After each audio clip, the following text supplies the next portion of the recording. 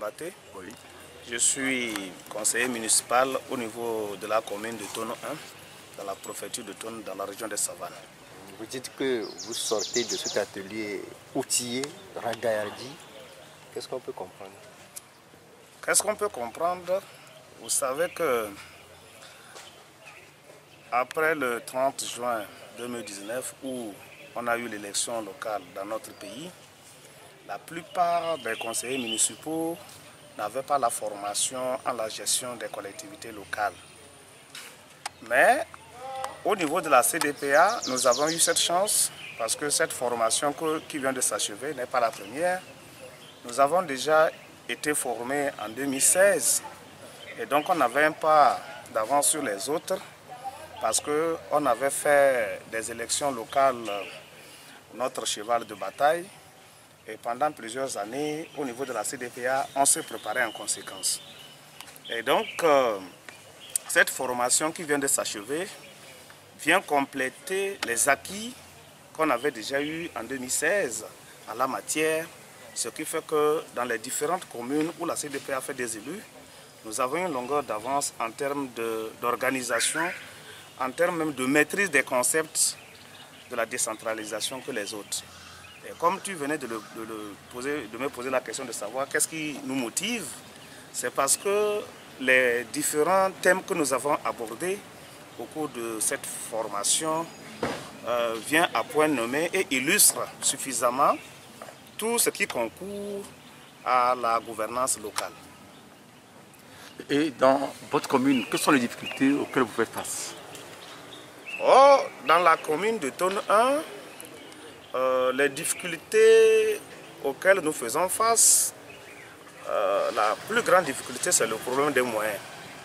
Avec le coronavirus, nous n'avons pas pu, en tout cas, collecter les recettes comme on l'avait souhaité. Et également, nous avons des problèmes d'ordre organisationnel. En ce sens que les collègues conseillers issus des autres partis n'ont pas la formation.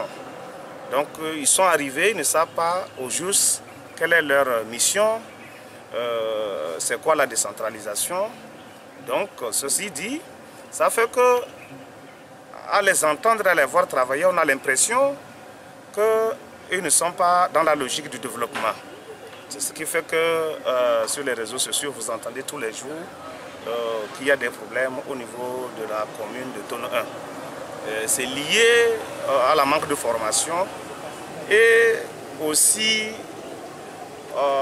lié à la manque de formation parce que si les gens vraiment, j'espère que si les gens avaient la formation, ils auront compris qu'après l'élection, on ne parle plus de parti politique.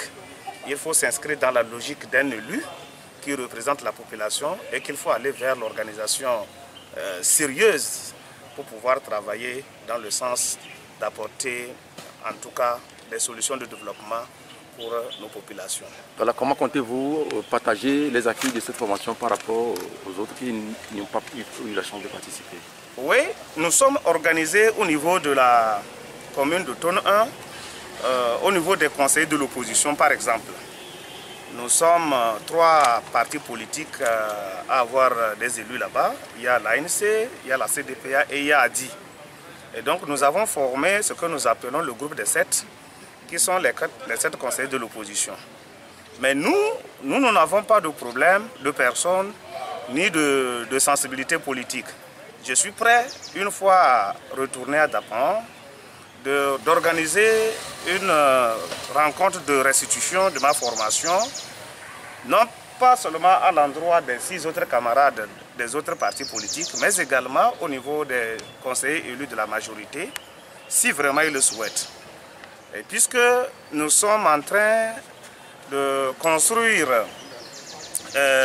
les communes, il faudrait que nous soyons tous au même niveau d'information. Voilà pourquoi d'ailleurs, vous verrez que nous avons fait des recommandations à l'endroit de l'État pour leur demander de faire en sorte que les formations se fassent sur toute l'étendue du territoire en impliquant même les services techniques, à savoir les conseillers municipaux, comment on appelle, les secrétaires généraux,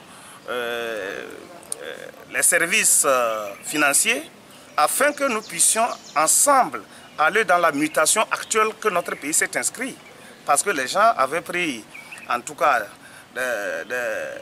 comment on appelle, ils avaient pris des habitudes, et avec maintenant l'effectivité de la décentralisation, ils ont des difficultés à aller dans le sens de la décentralisation. Donc il faut les former, il faut les étudier, il faut les permettre de rentrer dans cette mutation pour que nous puissions aller de l'avant. Monsieur le conseiller, merci beaucoup à vous. Je vous remercie, c'est pour toi, mais que vous remercie. Merci.